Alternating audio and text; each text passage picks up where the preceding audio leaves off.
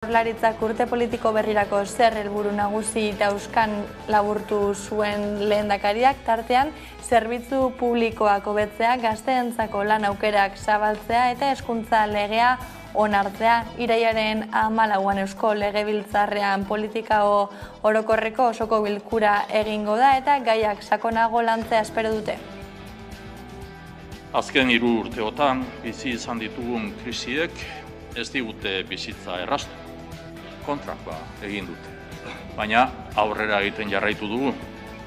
Azken kurtsoan, horrela esaten da, orain hasten dugula azken kurtsoa, helburuak garbi ditugu eta horiek lortzeko gogoz lan egiten jarraituko dugu.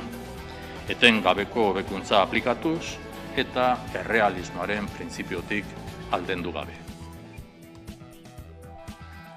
Onartze bidean dauden legeak hainbat dira eta hezkuntza legea da mahai gainean ozen atera dutena. Sindikatuek ere kezka azaldu dute legeak jasotzen dituen edukiekin, ela kasurako zeinak ardura berezia azaldu duen euskararen tratamenduarekin.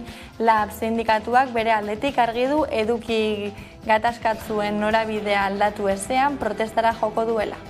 Kezka berezia sortzen digu euskararen aferak ere, eztabaida asko zentratzen ari da hemen, eta guk oso argi daukagu lege honek dagoen bezala proiektuan jasotzen dena kontutan hartzen baldin badugu euskararen kaltetan izango dela. Eduki hoien sakontasuna administrazioari dagokio, eta administrazioak badaki eta hezkuntza sailak badaki. Honekin aurrera jarraitu behar dela, eta aurrera ez bada jarraitzen, mobilizatuko gala gainerako sindikatuekin. Beste sindikatuek baloratu beharko dute, ia dauden edukiak haientzat nahikoak diren ala ez. Momentuz, akordio bati edo aukera bati, arantzasun eduki genuen mai sindikal horri, ezezkoa esan zioten. Beste gai bateri helduta Lab sindikatuak salatu du Donostiako udalak salbuespeneko prozedura abiatu dela 2 zuzendari izendatzeko eta 2 hauei ez die euskara eskatuko zuzendari postuetarako.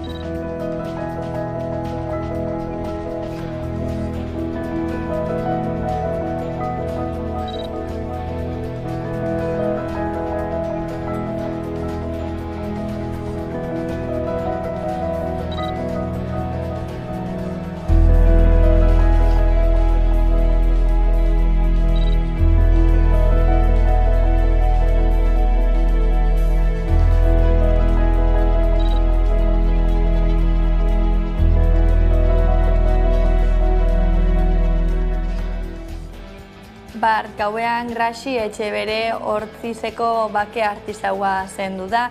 Erizaina zen lanbidez, militante abertzalea izaeraz eta bakearen artisaua bokazioz 72 urterekin zendu da gaixotasun baten ondorioz. Eta kirolean, Kontxako bandera bada urteroko hitzordua askorentzat, gaur emakumezkoen traineruak lehiatuko dira Kontzako sailkapen estropadan, hurrengo 2 igandetarako plaza lortzeko. 18 traineru izango dira parte hartuko dutenak eta erlojupekoa 2 taldetan banatuta jokatuko da arratsaldeko 6etan. Gaur haizea ibiliko da eta olatu handiak emanda ez dauden arren, metro 2 ingurukoak izango dira askarrak. Honenak esan duenez ez dira estropada errazak izango. Kaixo, eguerdion, Miramar Jauregian izan da Eusko Jaurlaritzaren urte politikoaren hasiera ekitaldia, hau izango da legealdiko azken urtea eta arreta autogobernuan jarri du Inigo Urkullu lehendakariak. Bien bitartean onartze bidean dauden legeak hainbat dira eta hezkuntza legea da mahai gainean ozen atera dutena. Eusko Jaurlaritzak urte politikoari hasiera emateko ekitaldia egin du Donostiako Miramar Jauregian. Legealdiko azken urtea izango da eta Inigo Urkullu lehendakariak autogobernua sakontzean jarri du arreta. Estatu eredu berri bat sortzea ari naiz. Gaur egungo errealitateari erantzun egoki eta justuago bat emango diona. Ez dugu ahaztu behar, Euskadin badela gehiengo zabal bat autogobernu gehiago eta hobea lortzearen aldekoa. Ikasturte hasiera honekin azken txanpan sartu da Eusko Jaurlaritzaren legegintzaldia. Beranduenez, 2024ko uztailean izango dira Eusko Legebiltzarrerako hauteskundeak. Azken legealdia pandemiak baldintzatu du erabat eta hartzerako alderdiak buru-belarri sartu dira hauteskunde aroan. Lehenik udal eta foru hauteskundeak iritsi ziren maiatzaren 28an eta Espainiako gortetarako deialdia ondoren uztailaren 23an. Kontua da Araba, Bizkaia eta Gipuzkoako herritarrentzat garrantzitsuak diren zenbait lege onartzeke daudela oraindik. Epeak estutzen hasi dira eta hilabete gutxian jarduera politiko bizia egon beharko da legebiltzarrean, baldin eta lege horietako batzuk onartuko badituzte. Gainera datorren urteko hauteskunde kanpainarako kontakizunak egituratzeko oztopo edo akuilu bihurtuko dira lege horiei begira erabakitakoak, eduki garrantzitsuak arautuko baitituzte, hezkuntza legetik hasita. Beharrezkoa litzatekeela behin hezkuntza lege asmo batetaz eztabaidatzen hasi egin garelarik eta hezkuntza itun bat dugularik eta urteetarako baliagarria izan daiteken itun bat ere dugularik, nik uste dut komenigarria izango litzatekeela hezkuntza lege propio bat izan izatea. Jaurlaritzaren alde jeltzaleak arazo nabarmenak ditu bere bazkide PSerekin, eduki hori dela eta besteak beste aurrerantzean euskarak hezkuntzan izango duen presentziak kezkatzen du PSE, hizkuntza ereduak alegia. Euskal Herria Bildu eta EAJ prest azaldu dira ordean lege hori aurrera ateratzeko euskal gizartearentzat eta euskararen geroarentzat funtsezkotzat jotzen baitute. Horrenbestez, ezin da baztertu hezkuntza legea 2024ko bigarren erdian abiatzekoa den legegintzaldira atzeratzea, Jokin Bildarratz hezkuntza sailburuaren baikortasuna gora bera. Hezkuntza legea azkain memora demokratikoaren legea ere zain dagoen gai garrantzitsua da. Izan ere aurre proiektua idatzita dago eta gobernu kontseiluak onartu du. EH Bilduk ekarpen handia egin dio lege proiektuari eta adostu du gobernua osatzen duten bi alderdiekin legea babestea. Lege honen bidez, 36ko gerran eta frankismo garaian izandako giza eskubideak urraketak ikertuko dituzte zientzialariek.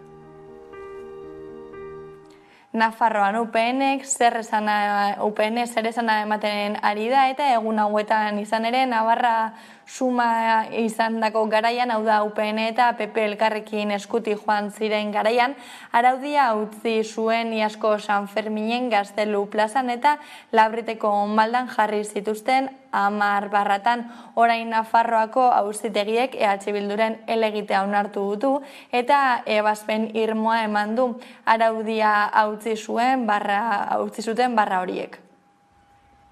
Navarra sumak araudia hautsi zuen 2022ko San Ferminetan. Duela urtebete eta oposizioko udal taldeek eta herritarrek publikoki salatu zutenez, garai hartako Navarra sumaren, oraingo UPN eta PPren proiektu izarra izan zen Iazko San Ferminetan. Proiektua hainbat barra ezartzean zetzan, bai Gaztelu plazan, baita Labriteko maldan ere. Orduko alkate Enrique Maiak Gaztelu plazaren erdian baimendu zituen ostalaritzako 10 barra polemikoak. Barra hauek lehia askea urratu zuten inolako justifikaziorik gabe.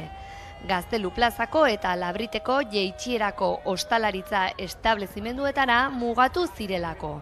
Eta baita hondakinen legeari buruzko araudia bete ez zutelako ere.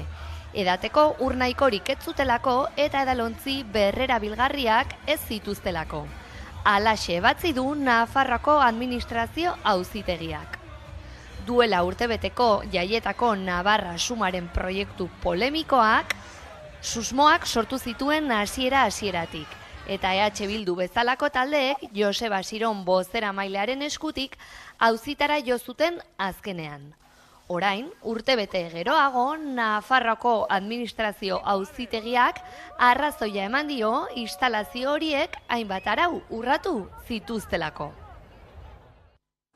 Bada UPNekin bestelako nahastea izan ere, UPNren barne krisia areagotu eginda, lehendakari ohiak salatu baitu alderdiaren estrategia okerra izan dela azken urteetan. UPN alderdiko presidente ohiak Miguel Sanzek Nafarroako egunkari batean egindako adierazpenek piztu dute krisia eta alderdian barne hausnarketa beharra adierazi du. Miguel Sanz, Nafarroako presidente ohiak, trumoien kutxa ireki du eta UPNeko espartzari kritika gogorrak egin dizkio. Miguel Sanz, UPNeko eta Foru Gobernoko presidente ohiak, UPNek jarraitutako estrategiarekin ezin egona nabari dela eta autokritika egin behar dela adierazi du. Sanzen erranetan, estrategia akatsa egin du UPNek, PPek elkarrekin joateko egin zien kontraproposamena ez onartzeagatik. Hausturak, bozken banaketa ekarri du hauteskunde orokorretan eta senatuan ere. Sanzena buruz, UPNek elkartze lanetan paratu behar du fokoa gobernura iristeko helburua lortzeko. Gizartera zabaldu eta kritika politikoekin irmoagoak izan. Esparzak foru hauteskundeetan UPNeran hautagai ez izateko erabakia hartu du. Baina Sanzen ustez, erabaki horrek ez du erran nahi zuzendaritza aldatu behar denik. Alderdi eskuindarrak, krisi txipia pairatzen duen aldiro, talde barruko zenbait lagunek, Miguel Sanzek berriro har dezala iradokitzen dute. Naiz eta honek bere zikloa eta garaia amaitutzat eman. Errandu gainera, UPNeri Unidad Alavesa bezala, partidu hau desagertzea ez ditzaiokela gustatuko. Javier Esparza, Miguel Sanzi, medio berdinean erantzun dio, mindua sentitu dela eta adierazpen horiek injustuak eta mingarriak izan direla.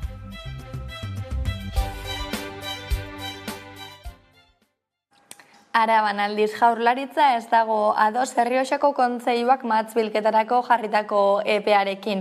Kontseilua joan den astean iragarri zuen erabako Errioxako mahastizainek irailaren 6 arte izango dutela gehiegizko mahatz kopurua botatzeko epea. Eusko Jaurlaritza horren inguruan azaldua eta Bitor Oroz sailburuak adierazi duenez, mahastizainen haserrea ulertzen du, azpimarratu du, mahatsbilketa berriz aurreratuko denez, epea jartzea zailtasunak sortzea dela.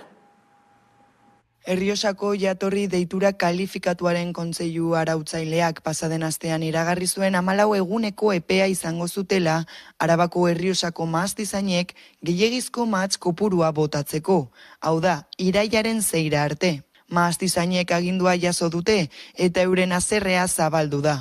Izan ere salatzen dute aginduak oso berandu iritsi direla eta bestalde ez dela egoera egokiena epeak jartzeko. Eusko Jaurlaritzak bat egin du mahastizaienen argudioekin eta azpimarratu duenez zabaldu den haserrea ulertzen du. Bitor Orozek nekazaritza saileko sailburuak adierazi du aurten urte zaila izan dela nekazari eta mahastizainentzat eta epea jartzeak zailtasunak sor ditzakeela. Recibir tan tarde, incluso hay algunas bodegas que ya han empezado a vendimiar, porque también tiene adelantada la vendimia de este año. Entonces, todo eso hace que realmente haya un enfado que es totalmente justificado. Hala ere ez dago neurriaren aurka, izan ere Orozek azpimarratu du beharrezkoa dela kontrolatzeko sistema bat izatea, ardoaren kalitatea bermatzeko.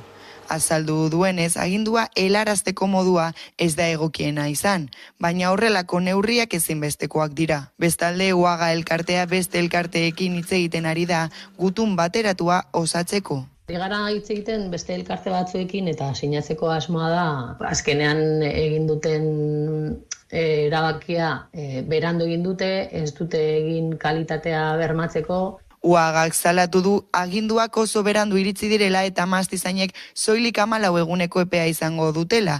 Beste alde batetik azpimarratu du orain ez dela momentu egokiena erabakia hartzeko.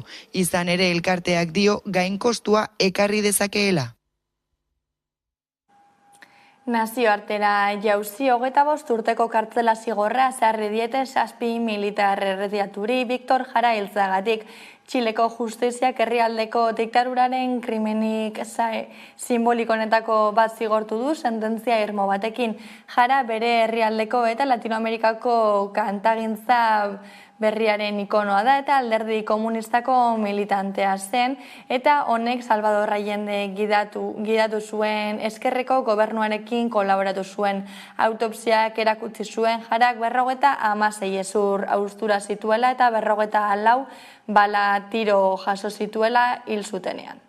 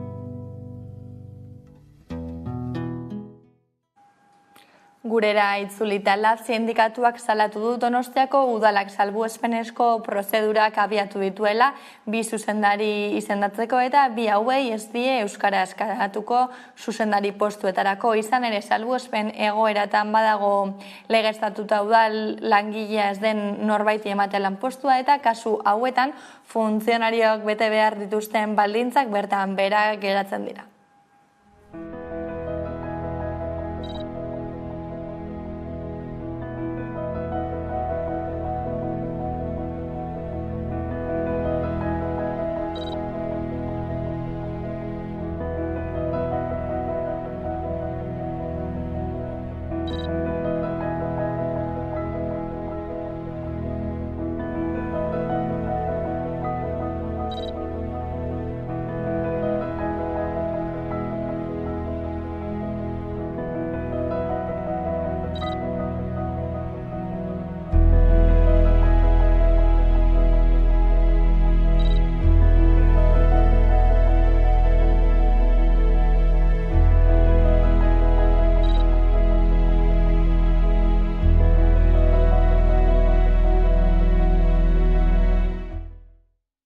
Aurrez aipatu bezala, Graxi Etxebere Hortzizeko bake artisaua zendu da. Erizaina zen lanbidez, militante abertzalea izaeraz eta bakearen artisaua bokazioz. 72 urterekin zendu da eta gaixotasun baten ondorioz izan da.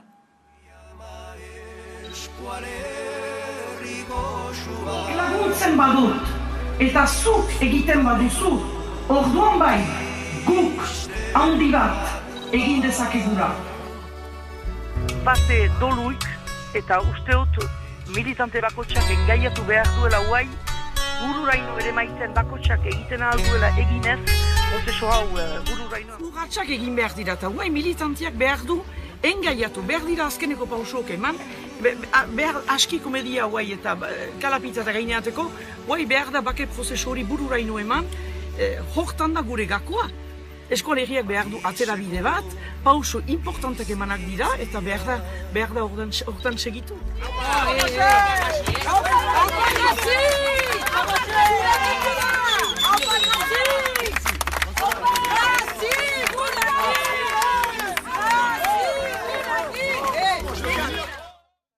Gai helduko diegu neurri gabe hasten ari zen inflazioa arintzeko irtenbide gisa aurkeztu zuten Arabako, Bizkaiko eta Gipuzkoako aldunek deflatazioa. Hau da, errenta zergaren taulak egokitu egin zituzten KPI kontsumorako presioen indizearen igoera.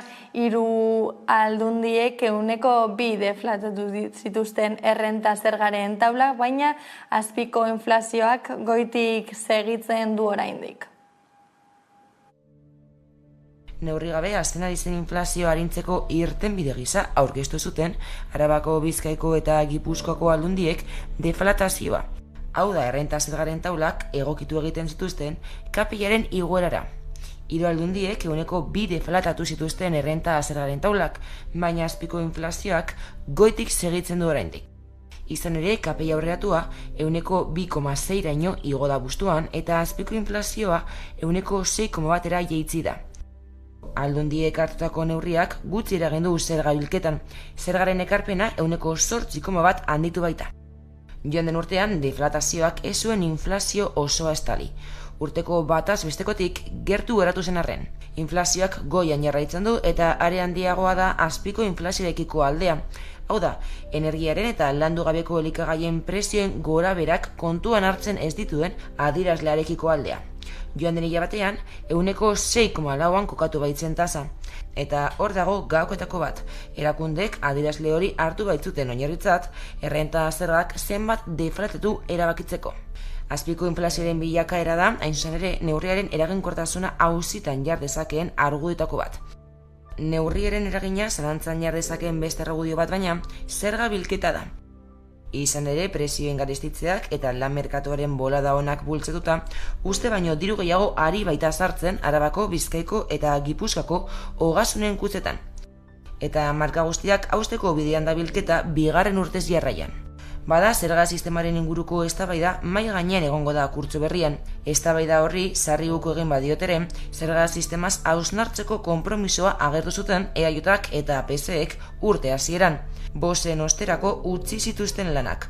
Hala batzar nagusiak eta aldundiak eratuta, ikusteke dago noizta nola aurrera eramango dituzten asmo horiek. Eta Madrilgo gobernuak energia enpresei eta bankuei ezarritako aldi baterako zergak aurten 2.900 milioi euro bilduko dituela aurreikusten da. Madrilgo gobernuak jarri zien aldi baterako energia konpainia eta bankuei mozkinen gaineko zerga.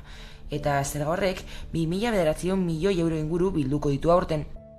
Zergaren bigarren ordainketa epea irailean izango da, tartean EH Bilduk iraunkor bihurtzea eskatzen du. Bilketaren aurreikuspenaren arabera, energia enpresa handiek 1.700 milioi euro eta finantzarakundeek 1.000 milioi utziko dituzte kutxa publikoetan.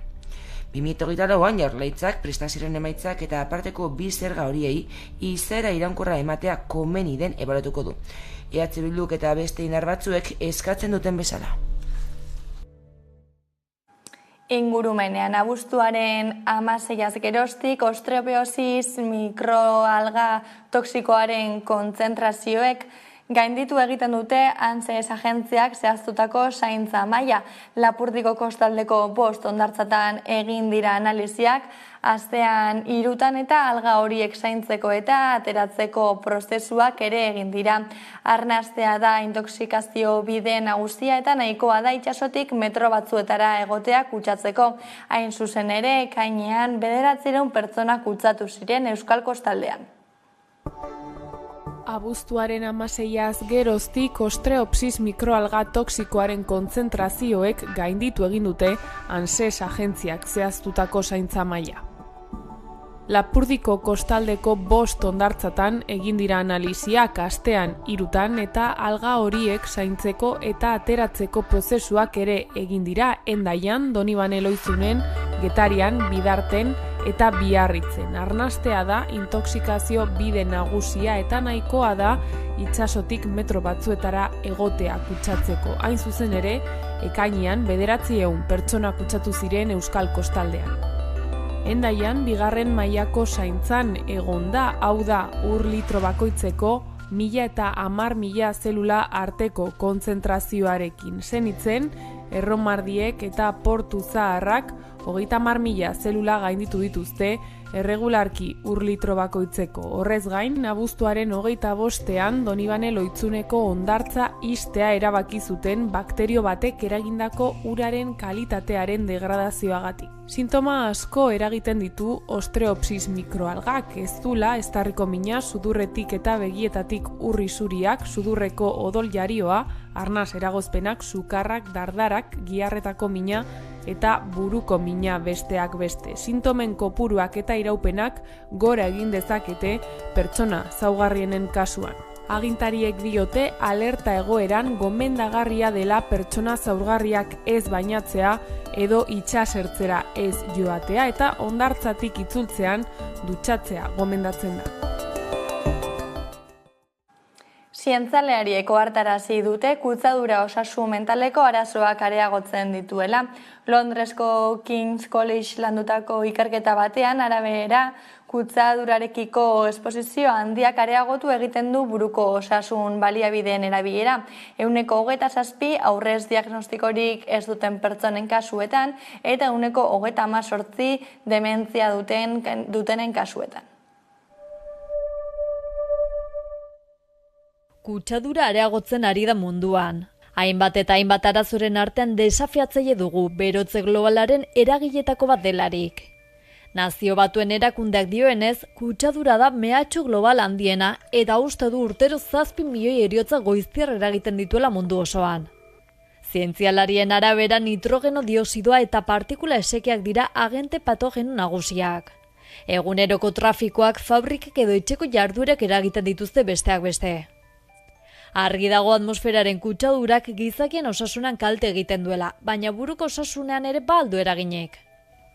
Bada horixe bere ikertu dute Londresko King's Collegeen, kutsadurak osasun mentalan zenbaterainoko eragina duen. Dementziaz diagnostikatutako 5.000 pertsona baino gehiagoren portaerak ikertu dituzte 9 urte luzez, poluzio maila handia dagoen inguruan bizi direnenak. Ikerketa horren arabera justu kutsaduraren esposizio handiak osasun zerbitzuen erabilera areagotzen du, bereziki dementzia arazoak dituzten pertsonengan, eta behar medikoa sortzen du. Diagnostikorik gabeko pertsonen beharra 27% igotzen da, eta dementzia dutenen artean 28%. Testuinguru horretan adi ibili beharko gara. Izan ere munduko osasun erakundeak gomendatutako batez besteko kutsadura mailen gainetik daude hirigune handi asko, kasurako Milan edo Madril.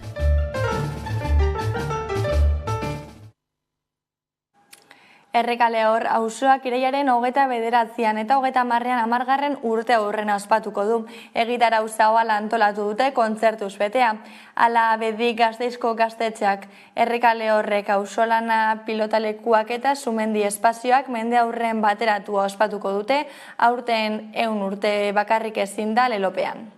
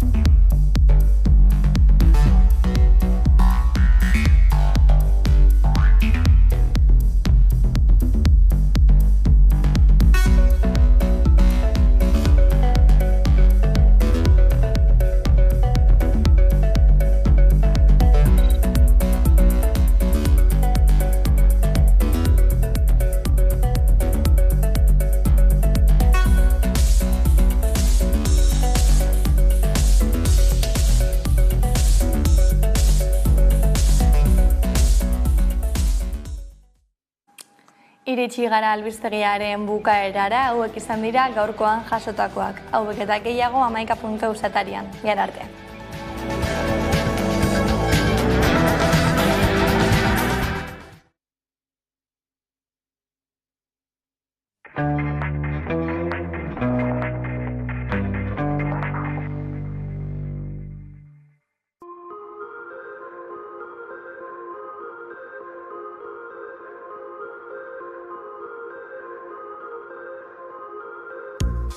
Garazi Arrula, kaixo. Kaixo.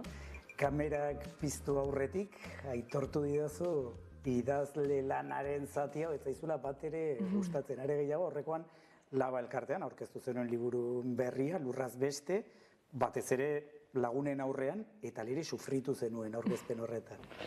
Bueno, bai lagun hartan eta etxean nengoen, eta alere bai, beti deserosoak zaizkit esanen dugu lan, besterik ez esatearren deserosoak zaizkit bai kamarak eta aurkezpen kontuak nahi esan bai. Horrekoan Euskal Herri Irratian zenioen, batzutan liburua defendatzeko asmatu behar izaten dituzula argudioak a posteriori. Bai, azkenean norberak idazten duenean ez du salmenta horretan pentsatzen, ez behintzat nik, ez gaude etengabe justifikatzen zergatik egiten dugun hau edo zergatik beste edo gure lehenengo gure, baina nire esan beharko nuke lehenengo kezka da edo ipuina ongi egituratzea edo ipuinari ematen zaion erritmoa edo dena delakoa, ez? Eta gero hori argitara aterako denean